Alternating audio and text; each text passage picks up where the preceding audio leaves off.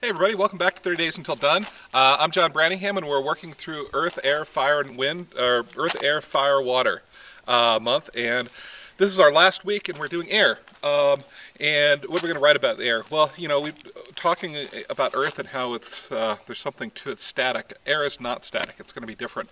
And there's a lot of different things you can do about the air.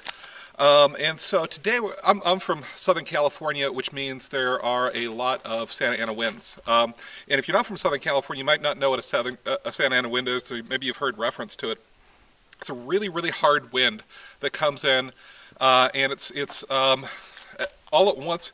It goes through a couple of funnels in the mountains, and all of that creates a lot of positive ions, which are the ones that we don't like, and it makes the humidity goes down to 3% or something ridiculous like that, and it makes you feel agitated, and everyone gets angry, and it gets really hot. Right now it's February. I'm at 4,000 feet in the mountains, and I'm wearing, you can tell I'm wearing shorts and sandals. We're having a Santa Ana wind event right now, and the wind isn't too bad here, but you can kind of see the clouds up there. They're being wind blown very, very hard up there. Okay, so now what are we going to write about? We're going to write about that kind of wind, that kind of disturbance that you're dealing with the air. If you're not in Los Angeles, well, you're probably not going to write about southern Santa Ana winds unless you've experienced them. I would write about the Santa Ana winds, who Raymond Chandler wrote about so well, and a number of other writers, and talk about that sensation, that eerie sensation. If you are up in New England, a nor'easter might be a good one, something like that. When the wind is working against you, basically, when the wind is something that's agitating and frustrating you.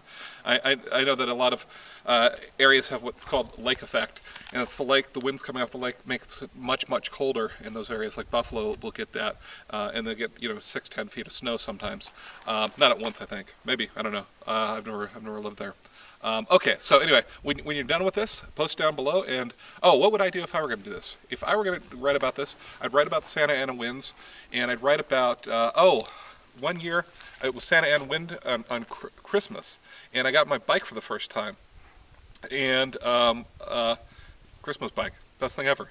And so all of us got bikes. We got on our bikes, and we went towards the mall, which was the wind at our back, and we were just zipping through there, and then you turn around and it's like the hardest slog in the world, but it was worth it for the 40-mile-an-hour winds at your back.